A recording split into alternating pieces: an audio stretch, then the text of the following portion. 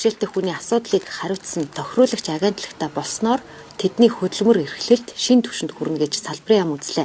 Тохируулагч агентлаг болсноор бид нар хөдөлмөр бэрхшээлтэй иргэдэд илүүтэй анхаарал хандуулах, одоо саяны нийгэм шүүлэг чадвартай болгох, сургах, хөдөлмөрлөх эрхийг хангах гэх зэрэг ажлууд одоо илүү бодиттой болно гэсэн үндсээр тохируулагч агентлагтай болохоор шийдэж байгаа. Энэ оны байдлаар 3.8 тэрбум төгрөг хөдөлмөр эрхлэлтийг дэмжих санд төвлөрчээ. Цаашид аж ахуйн нэгж байгууллагуудыг албан газартаа заавал хөгжлийн бэрхшээлтэй иргэн ажилуулах шаардлага тавих юм байна. Энэ онд хийсэн судалгаагаар аж ахуйн нэгж байгууллагуудын 50% нь л хөгжлийн бэрхшээлтэй иргэн ажилд авчээ.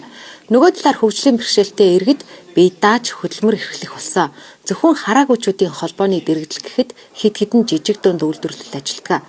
Эдгээр үйлдвэрийн тоног төхөөрөмжийг өнгөрсөн жил 3.8 тэрбум төгрөгөөр шинжилсэн бол эх онд түүхийн эдийг нь худалдаж авч өгөхөөр төлөвлөжээ.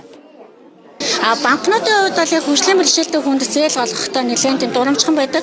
Одоо бидний дийлэнгт маань гар утасны одоо лизингч олддоггүй. Яагаад гэвэл нөгөө нэг групп сонголт маань хугацаатай байдаг учраас одоо зээл олох дурамжхан байдаг. Хамгийн гол нь одоо энэ боловсрал эзэмших, хөдөлмөр эрхлэх үйл ажиллагааг бол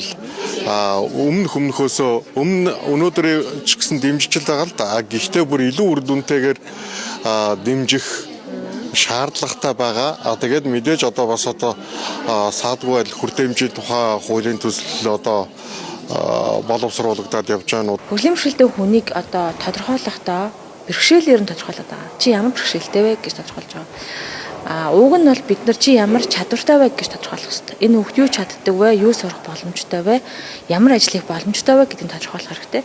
Тэр тодорхойлдог аргыг Дэлхийн эрүүл мэндийн байгууллагаас олон улс орнд зөвлөмж болгоод байгаа. Олон улсын үйлдлийн чадамжийн ангилал гэдэг. За энэ дэр манайх бараг 10 жил ярьсан. Гэр бүл хөдөлмөр нийгмийн хамгааллын яамны дэргэд 2 мэрэгжил сургалт үйлдвэрлэлийн төв бий. Тэнд сурдаг оюутан залуусыг хөдөлмөр эрхлэх боломжоор нь хангаж ажиллахаар зорж байна.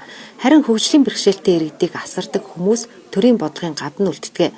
Тэгвэл эх онд хөгжлийн бэрхшээлтэй иргэний асран хамгаалагчийн зардлуулан нийгмийн даатгалын асуудлыг хөндөхөөр төлөвлөж байна.